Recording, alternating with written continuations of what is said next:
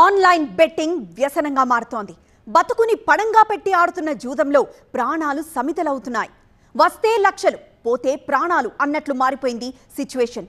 లక్షలు కోట్లు రాకపోయినా ఆస్తులు హరించుకుపోయి అప్పులు మిగులుతున్నాయి. అవి తీర్చే దారి లేక ఆత్మహత్యలకు పాల్పడుతున్నారు. మైసూర్ ఘటన ఇప్పుడు దేశవ్యాప్తంగా కలకలం రేపుతోంది. ఇక ఖమ్మం, నిజామాబాద్లో కూడా బెట్టింగ్ భూతానికి 2 కుర్రాళ్లు బలైపోయారు. నా పేరు జోషి ఆంథోనీ. నా చావుకు కారణం నా సోదరుడు జోబీ ఆంథోనీ, మరదలు షర్మిల. వాళ్ళు నా పేరు చెప్పి అప్పుల మీద అప్పులు చేశారు. బెట్టింగ్ లో అంతా పోగొట్టారు అంటూ ఉరి వేసుకుని చనిపోయాడు జోషి ఆంథోనీ. ఆ తర్వాత రోజే జోబీ ఆంథోనీ, ఆయన భార్య షర్మిల అలియాస్ స్వాతి ఇద్దరు విజయనగరం మైదానంలోని ఒక చెట్టుకు ఉరి వేసుకుని ఆత్మహత్య చేసుకున్నారు. కర్ణాటకలోని మైసూర్లో ఆన్లైన్ బెట్టింగ్ కు 3 బలయ్యారు.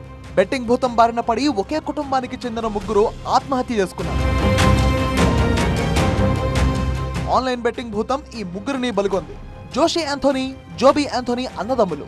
వాళ్ళిద్దరూ ఆన్లైన్ బెట్టింగ్ కు బానిసలయ్యారు. ఒకరి పేరు చెప్పి మరొకరు అప్పుల మీద అప్పులు చేశారు. అవి పెరిగిపోవడంతో తీర్చే మార్గం కనిపించక ఇలా ఆత్మహత్య చేసుకున్నారు. ఈ దారుణ ఘటన కర్ణాటకలోని మైసూర్లో జరిగింది. మైసూరు నగర శివారులోని హాంచా గ్రామానికి చెందిన జోషి ఆంథోనీ సోమవారం రాత్రి తన నివాసంలో ఉరివేసుకుని ఆత్మహత్య చేసుకున్నాడు.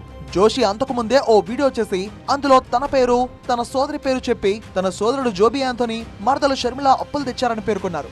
80 లక్షల రూపాయల రుణానికి రోజుకు 2.5 లక్షల రూపాయలు వడ్డీ చెల్లించాల్సి వస్తుందంటూ జోషి ఆ వీడియోలో ఆవేదన వ్యక్తం చేశారు. ఆ వీడియో బయటకు రావడంతో జోబీ ఆంథోనీ, ఆయన భార్య షర్మిల అలియాస్ స్వాతి ఇద్దరు విజయనగరంలోని మైదానంలో చెట్టుకు ఉరివేసుకుని ప్రాణాలు తీసుకున్నారు. మైసూరు గ్రామీణ, విజయనగర ఠాణా పోలీసులు కేసు దర్యాప్తు చేస్తున్నారు.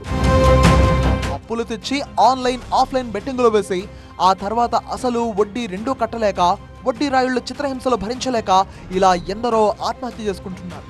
ఇక ఖమ్మంలో కూడా ఇలాంటి సంఘటనే జరిగింది. ఇక నా ముందు ఆప్షన్లు లేవు, చనిపోవడం ఒక్కటే మార్గం. తప్పుల గురించి ఇప్పుడు చర్చించుకోవడం అనవసరం. అనాథలాగా మరణించాలనుకుంటున్నా అని చెప్పి సెల్ఫీ వీడియో తీసుకుని ఆత్మహత్యకు పాల్పడ్డాడు అజీజుద్దీన్. ఈ విషాద ఘటన ఖమ్మంలో చోటు చేసుకుంది. సివిల్ ఇంజనీరింగ్ చదివిన ఎండి అజీజుద్దీన్ హైదరాబాద్ లోని ఓ ప్రైవేట్ కంపెనీలో ఉద్యోగం చేసేవాడు. అతగాడు ఆన్లైన్, ఆఫ్లైన్ బెట్టింగ్లకు అలవాటు పడి వాటిలో పెట్టేందుకు అధిక వడ్డీలకు అప్పులు తెచ్చాడు. అప్పులు తీర్చాలని ఒత్తిళ్లు ఎక్కువ కావడంతో సోమవారం అర్ధరాత్రి ఇంట్లో ఉరివేసుకుని బలవన్మరణానికి పాల్పడ్డాడు. గతంలో అప్పుల వాళ్లు ఇబ్బంది పెడితే తండ్రి సుమారు 5 లక్షల వరకు అప్పులు తీర్చారు. తిరిగి బెట్టింగుల బాట పట్టిన అజారుద్దీన్ 20 లక్షల రూపాయల వరకు అప్పులు చేశాడు. సొంత ఇంటిని అమ్మేసి అప్పులు తీర్చాలని తండ్రిని అజీజుద్దీన్ కోరాడు. దానికి కొంత సమయం కావాలని తండ్రి చెప్పడం, ఈ లోపల అప్పుల వాళ్లు ఒత్తిడి ఎక్కువ కావడంతో తాను చనిపోతున్నట్టు తండ్రికి సెల్ఫీ వీడియో పంపించి సూసైడ్ చేసుకున్నాడు. ఖమ్మం, ఖానాపురం, హవేలీ పోలీసులు కేసు నమోదు చేసి దర్యాప్తు చేస్తున్నారు. ఇక కామారెడ్డి జిల్లా దేవునపల్లికి చెందిన software engineer Sanjay alias Chintu online betting లో 1,30 లక్షల రూపాయలు పోగొట్టుకున్నాడు. అప్పులు తీర్చే మార్గం లేక ఆత్మహత్య చేసుకున్నాడు. సంజయ్ ఆత్మహత్యతో అతడి కుటుంబం రోడ్డున పడింది. అప్పుల వల్లే తన భర్త ఆత్మహత్య చేసుకున్నాడని మృతుడి భార్య శ్రీలత వాపోయింది. బెట్టింగ్ యాప్లను నిషేధించాలని, అప్పులు ఇచ్చే ముందు కుటుంబ సభ్యులకు సమాచారం ఇవ్వాలని ఆమె కోరుతోంది. అండ్ ఇంకా మెయిన్ థింగ్ ఏంటంటే అప్పులు ఇచ్చే వాళ్ళు ప్లీజ్ ఎవరినైనా సరే 1 lakh కంటే ఎక్కువ తీసుకుంటే వాళ్ళ ఫ్యామిలీస్ దగ్గర నుంచి సైన్ తీసుకోరు. ఎందుకు తీసుకుంటారు ఎత్తగా ఇచ్చేసి మొత్తం మళ్ళీ ఫ్యామిలీ పైన డిపెండ్ కాకండి. అప్పులు తీసుకొచ్చేటప్పుడు చెప్పలేదు, అయినాక చెప్పాడు. కానీ ఎవరి దగ్గర తీసుకున్నామని కరెక్ట్గా నాకు మెన్షన్ చేయలేదు. ఇంత అయిందంటే ఇల్లు సేల్ చేస్తే సరిపోతుందని కూడా చెప్పాడు. కానీ ఇల్లు సేల్ అవ్వలేదు మాకు. దాంతోపాటు ఫ్రెండ్స్ కూడా ప్రెషర్ చేస్తుర్రు అని చెప్పేసి బాగా టార్చర్ అవుతుంది అన్నాడు. లోన్ యాప్స్ అన్నాడు.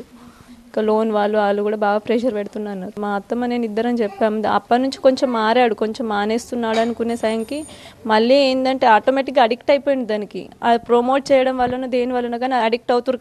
కంపల్సరీ యూత్ అనే వాళ్ళు షార్ట్ కట్లు ఎదగాలనే చూస్తారు. ఇప్పుడు వాళ్ళకి ఇది ఏంటంటే ప్రమోట్ చేసే వరకు 1 lakh వస్తే 2 lakh బెనిఫిట్ వచ్చిందని ఇంకా ఆడుతున్నారు. దానివల్ల చాలా మంది స్పాయిల్ అవుతున్నారు. మా హస్బెండ్ కూడా అలానే స్పాయిల్ అయ్యింది. అప్పులు తీర్చాలంటూ సంజయ్ నివేదించిన వారి వివరాలు సేకరిస్తున్నారు పోలీసులు. ఆన్లైన్ బెట్టింగ్ల జోలికి పోవద్దు. అప్పులు తెచ్చి మరీ జూతమాడితే ఇగో ఇలా బతుకులే పనంగా పెట్టాల్సి వస్తోంది. ఇకనైనా కేంద్ర, రాష్ట్ర ప్రభుత్వాలు బెట్టింగ్ యాప్లను నిషేధించాలని బాధిత కుటుంబాలు కోరుతున్నారు.